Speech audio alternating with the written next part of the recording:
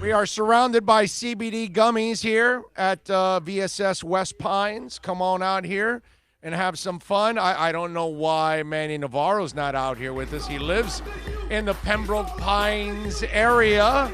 And when you talk about pine, you want to come on out to VSS West Pines. You know what I'm saying? For all your pinery needs. Follow him on Twitter at Manny_Navarro. Catch his work at The Athletic. It's our Canes Wear Miami Hurricanes report.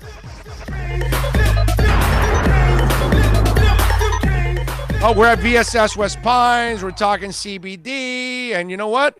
Green is part of the Miami Hurricanes also. How about that? See, everything's coming full circle, It's baby. all about the green. It's all about the green. That's right. All about the green. All right. Anyway, Manny, we've had enough fun here. How you doing, my brother?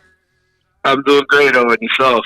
Yeah, no, while I'm saying it's all about the green, I'm shaking this big old tub that has all kinds of CBD bud in it. And it's too funny, bro. It's too funny. It looks exactly like the real thing, man. I'm telling you. Well, it's actually the real thing. But anyway, it's just CBD. All right, Manny, let's get into our Canes Wear Miami Hurricanes report. First of all, the transfer portal has been active incoming. Well, now it's very active outgoing. So fill us in on what's been going on the last week.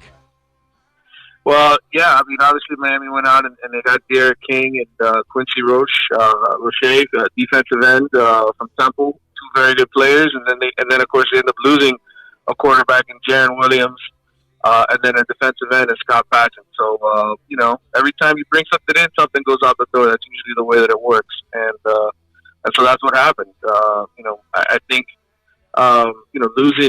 losing Patchen, you lose a little bit of experience at the defensive end position, but that's one of the positions on the team where you're loaded with guys, especially a lot of incoming freshmen, guys who were redshirted last year.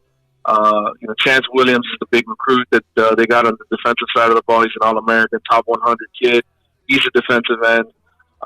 You got some guys that are coming back from last year, as I mentioned. And then, of course, you got, Gregory Rousseau, who's a beast and one of the best in the country. Him and Roche are going to get the majority of the snaps at that position. So it made sense for Patchen to leave. And then, of course, Jaron Williams, look, the guy's been threatening to leave, right, since his freshman year. Yeah. And I think the moment it became clear to him and his family that Miami was going to go out and get a grad transfer quarterback, that's when he started looking. And so now he's in that process. He's in the transfer portal as well. And, I know from talking to his lawyer that the hope is he could play right away wherever he transfers to. But again, that all is based off of appeals and whether or not the NCAA wants to grant it. But Scott Patchen will play in 2020. Jaron Williams will find out. All right. Are you hearing anything else? Is Perry going to stay or is he going to go, as the Clash would say? Yeah, I think Perry's going to stay. The one thing I heard about N'Kosi Perry years ago, and I feel pretty strongly about this, knowing some of his people, is he wasn't going to leave Miami. He's not going to leave Miami. His whole thing is he likes being here. He likes being a part of the Canes. And I think the only way he would is if he gets to next year when he graduates. He's going to graduate, I guess, in December.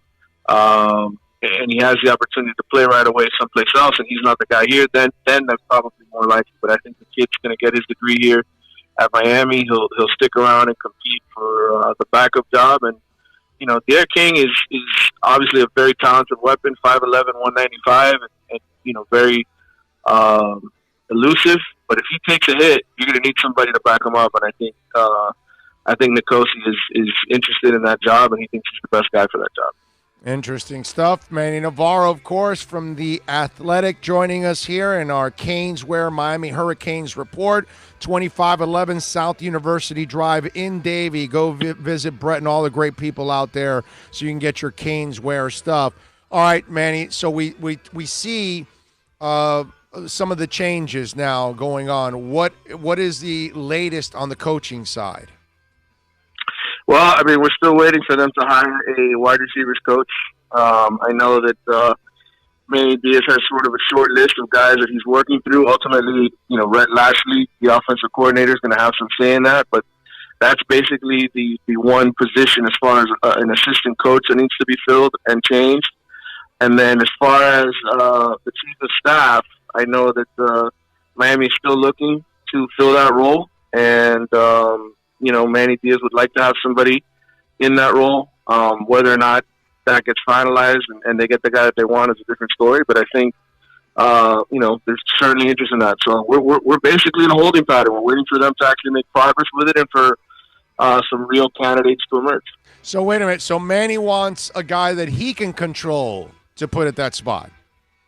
Right. Which is the way it really is in college football right. Anyway. But that's not that's really counterproductive. You actually need somebody that may be more neutral and can actually check your ass. You know what I'm saying? But it is what it is. So then why hire somebody that's just going to be his do boy?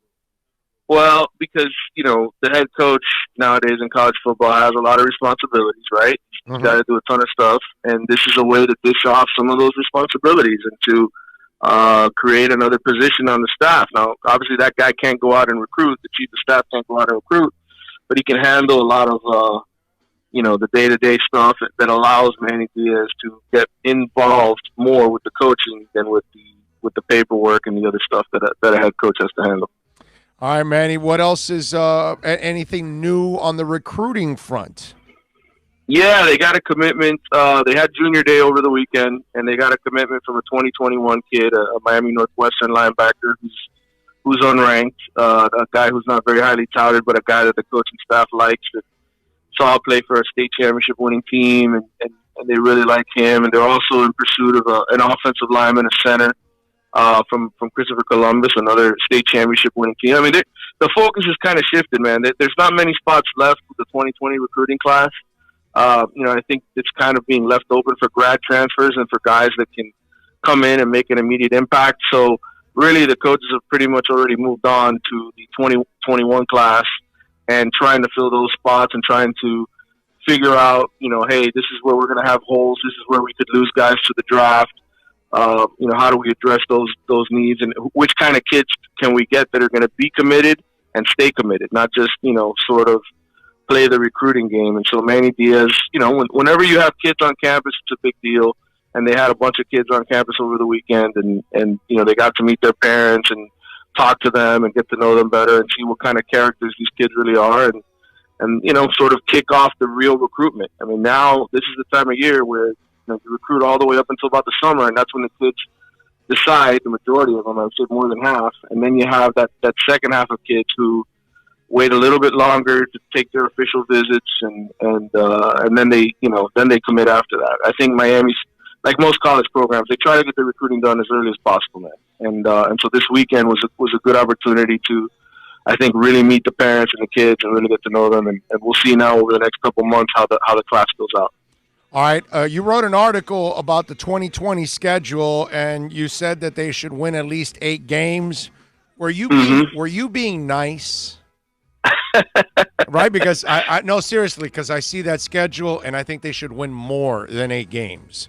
But I'm just wondering if you were just being nice to say this should be like the worst base of games that you should win is 8 games. Should be like a bad year. What I am is a guy who's been burned far too many times making big predictions for Miami. So now I'm going with the under, if you know what I'm talking about. No, hey, I said last night, take the Magic and the points. So what the hell? Because they're always, I figured, okay, if Miami wins, they'll barely win this damn game. Take the Magic and the points, and there you go. They finally woke up and kicked their ass the way they're supposed to kick their ass. So I get it. You're a little jaded. Yeah, I'm sitting there going, man, they should win 9 or 10 games easily with this schedule. But when you said 8, I'm going, okay, I think he's just being nice here on this one. Well, I'll tell you this. They should be favored in almost every game that they play. Yeah. Once again. Yeah. But again, that meant very little last year because they were favored, I think, in 11 of the 12 that they played. So, you can't take that seriously. But on paper, there are some good teams. I mean, I think North Carolina, I tried to go through it and say who's going to be really good, and I really broke down the rosters of everybody that they're playing against. Pittsburgh has a lot of that defense back. Pat Narduzzi's a very good defensive coach. Is Miami better than Pittsburgh? Yes. Will Miami prove to be better than Pittsburgh when they play? That's another story. And then North Carolina, obviously, with Sam Howell, the quarterback, who lit them up last year. They've got they got 2,000-yard receivers back. They've got, 2 running backs, one of them who ran for 1,000, the other one was just shy. They got to replace some guys on defense, but Mac Brown is a damn good coach, man, and he's won a championship before. He's got a good recruiting class coming into North Carolina this year, including a 5-star defensive end guy who was all-world. And so, to me, North Carolina, always a dangerous game for Miami. They actually lead the all-time series now with the Canes, by the way, Mm-hmm. And it's more than just hoops. They also own us in football. So, it's a dangerous game. And so I picked those as the losses. And then, Virginia Tech. That Virginia Tech beat them last year. Yeah. Playing at that field is never easy up there in Hokie Land. And I know they've lost some kids recently to the transfer portal, but they feel good about a lot of the guys that got coming back, including the quarterback who was a massive headache for Miami last season, Hendon Hooker. Yeah, you're right. But, man, the Sam Howell kid from North Carolina, I'm amazed, man, at a freshman playing the way he plays. That kid plays like a seasoned veteran, dude. That was a find right there, man. And he was supposed to end up at Florida State, by the way. He was committed to Florida State for the longest time. Ended up switching. He's from North Carolina, and then with the struggles that FSU had, they lost him. So. Yeah. Let me ask you something. What are we expecting from Lashley and King? Because it's almost like that hype in itself has been, kind of, brought up by a lot of people. A lot of people are expecting a lot of big things from that combination being added to this offense. Well, I mean, look, first of all, Miami's never played this kind of offense, right? This spread, no huddle that so many other college teams employ. And Lashley is one of the best. He comes from the coaching tree of one of the best, and Gus Malzahn, who has obviously produced some good players at Auburn over the years on that side of the ball. And so, Lashley went this past year to SMU, kind of was exposed a little bit more to the air raid system. So his system, it's kind of a little different than Gus's in that it's more air raid type elements because of the influence he had coaching at SMU. But it's going to be a unique offense. And this kid, Derek King, and everybody's like, whoa, you guys, Miami got a big-time quarterback last year in Tate Martell, and look what he did. Well, this is too, you're not comparing apples to apples here. Derek King has done it at the college level. 50 touchdown passes, 10 interceptions. Tate Martell threw 28 passes total at Ohio State. He was a complete and total hype machine. This kid has actually proven it at this level. And, I think I mentioned this in one of my stories, but Derek King, there's only 5 quarterbacks who have had a better touchdown to interception ratio in the last 5 years than Derek King. And all of them were either Heisman winners or first-round picks. So, to me, in terms of a college quarterback, he's got all the goods, and he's sort of perfect for this system that Gus Malzahn, ran with Brett Lashley at Auburn, where you've got this elusive quarterback. Nick Marshall is sort of who Derek King sort of compares to. Nick Marshall, was ran for over 700 yards and threw for close to 3,000 yards with that Auburn offense in 2014. So I think that's what you're going to see out of Miami, and you're going to see out of Derek King this year. Good stuff as always. Manny, what are you guys working on there at the Athletics so folks can check you out on the Canes? I know you've been doing some Heat stuff too. Yeah, I was at the Heat game last Friday. I'm supposed to go again tonight for the Celtics game. I put up I projected the depth charts for offense and defense for 2020. Those are 2 of the more recent articles that I've written, and I'm doing some Super Bowl stuff this week.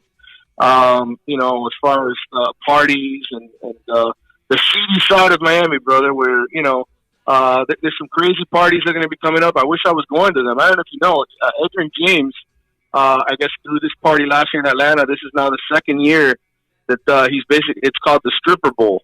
It's a party the day after the game where I think they give close to $1 million away to the best stripper in the Stripper Bowl. So, that's a Miami party. That's a Miami thing. And, I don't know if you've got tickets for it or not, but I know a lot of. I got to reach out to Edge. I want to broadcast that.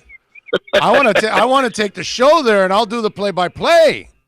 Yes. Well, Edge is. I think I was made for that play-by-play right there. I think I can do that play-by-play right there. That would be right up my alley. Monday night in downtown Miami. Edge. You got to just follow him on Twitter. Go, not Twitter, on Instagram. Look it up. He's got some photos and some video. Reach out to him. See if he'll let you do some play-by-play. Yeah, that's it. I'm gonna reach out to Edge and see if we can go do the stripper play-by-play. And the top stripper wins $1 million. Wow, that is awesome. Maybe I'll learn to strip by then. What the hell? Let me start warming up right now. I could use that damn money, bro. Come on. That is awesome. All right, Manny. Good stuff as always, my brother. Thank you for taking some time. You're the best. All right, guys. Take care. You got it. There you go. The great Manny Navarro from The Athletic in our Caneswear Miami Hurricanes report. Hey, and don't forget that at Caneswear, Jimmy Murphy is going to be out there on February 8th, I think. I believe it's February 8th. He's going to be out there, and he'll be ready to sign some autographs for you guys from 4 to 6 p.m. February 8th at Caneswear, 2511 South University Drive. He'll sign autographs, take pictures, all of that good thing. It's a Canes thing, baby. You got to get out there for Caneswear and meet Jimmy Murphy. Now, if you don't want to meet Jimmy Murphy, you can go out and get all kinds of stuff. We got the baseball season rolling around. Maybe you want to get a new baseball hat from the Canes. Basketball season's in full swing. You want to get some basketball stuff, all of that, or get ready for football next year. You can do that too, man. It's a beautiful thing. So make sure you follow them on Twitter at Canes_wear, or go to the website, caneswear.com. And if you order over $99, you will get free shipping. How about that?